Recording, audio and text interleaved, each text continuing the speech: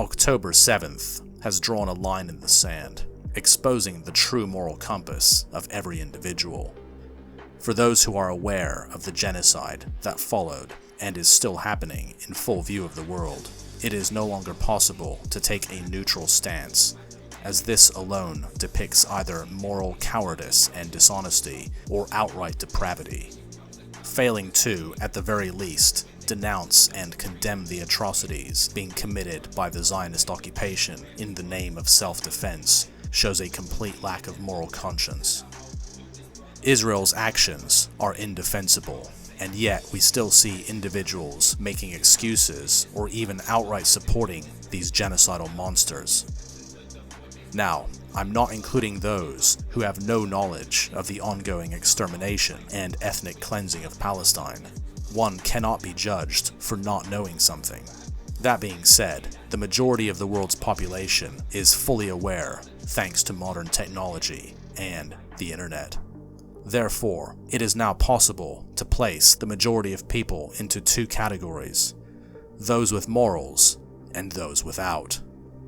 Thankfully, we are witnessing the overwhelming support for the Palestinians, with millions marching in solidarity with the people of Palestine across most of the world, and only a tiny handful of demonstrations in support of Zionism, with most of these probably fake and staged.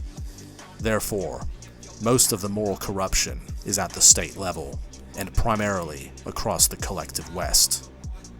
Also, the majority of the global South, with the exception of India, is with Palestine.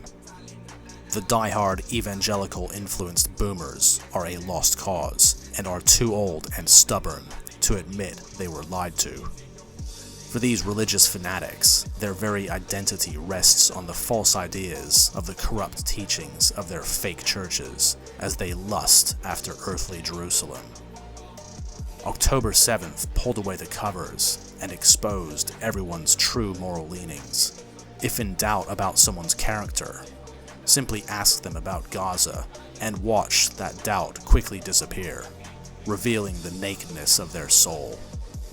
It is no longer possible for people to hide behind morals and values with empty rhetoric.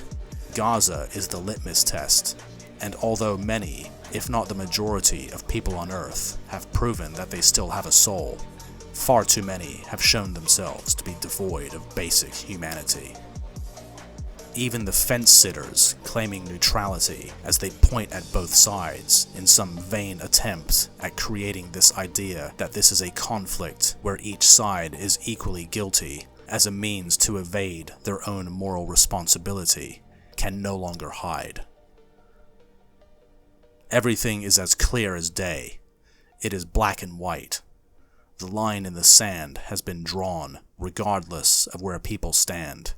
With only two sides, there is no third position, no spectator benches, there's nowhere to hide.